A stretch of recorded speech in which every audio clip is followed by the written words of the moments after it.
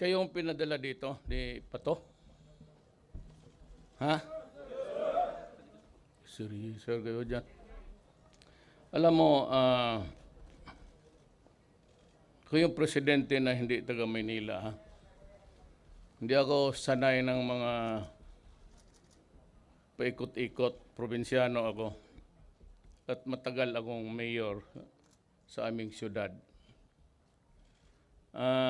Kilala ko kayo. Laking pulis ako.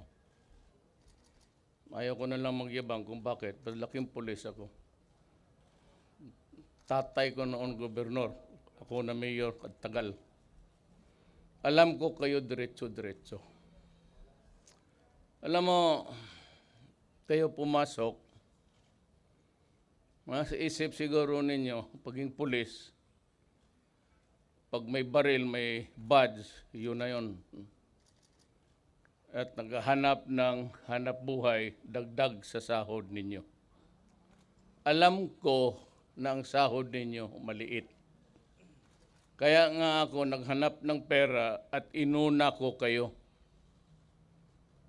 Talagang kayo by the end of this year, dublado na ang sweldo ninyo.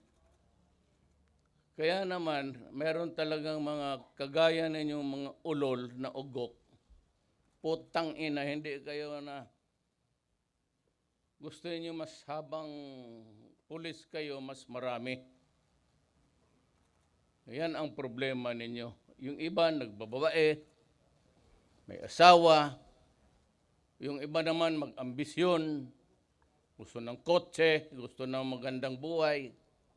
Di ba't kayo pumili na pagkapulis? Alam naman niyo talagang mahirap. Mahirap talaga ang pulis. Entry fee ninyo lang. Kaso, nag-aambisyon kayo ng mas malaking kita. Kunin nyo dyan sa mga vendor, sa mga driver, kung anong kaputahan ng magkapera lang. Minsan hold up, minsan mga inosenteng tao, sinisita ninyo kung ano-anong kalukuhan na sinasabi ninyo. Yung makita ninyo yung mga nakaparking dyan, babae at lalaki, naghalikan lang, huli ka agad. Anong pakialam ninyo?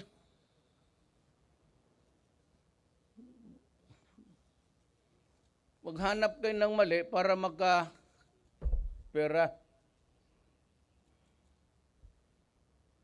Gusto ko yung ihulog dyan putang inang Pasig na yan. Pero wag na lang, kasi itong human rights, kung anong nakikita,